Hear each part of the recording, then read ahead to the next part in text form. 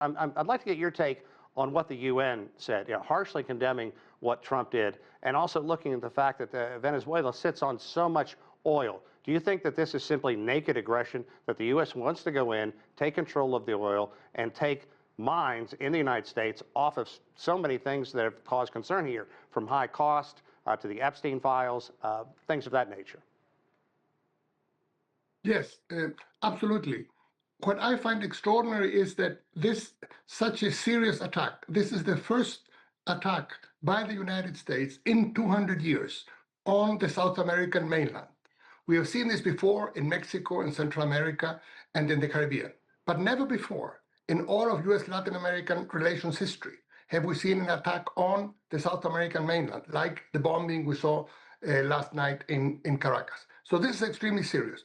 Now, you would think you would need a very special reason to undertake this. Yet there has been a shifting narrative on this. This whole narrative about drug smuggling from Venezuela to the United States has, of course, been debunked. There's never been a boat, an embarkation with fentanyl that's been detained in the Caribbean. Never.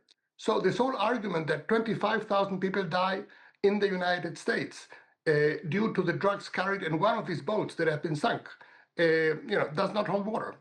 So in that sense, it seems to me that now we are moving into another phase in which the justification for this attack is the United States wants to take hold of the Venezuelan oil fields.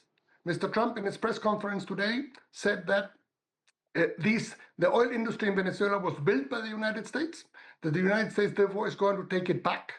And that, it seems to me, is quite a daring statement. The Venezuelan oil belongs to the Venezuelan people. It does not belong to the United States. So here again, we find ourselves in this extraordinary situation in which not only do we have these violations of international law and of the UN Charter, but the reasons for this undertaking are quite unclear. And the way this has been sold in Latin America, there's a third reason, that is to recover democracy and to defend human rights in Venezuela. Well, what we saw today in the press conference by President Trump is that he threw under the bus the leader of the Venezuelan opposition, Ms. Maria Corina Machado, and said she is not sufficiently respected in Venezuela.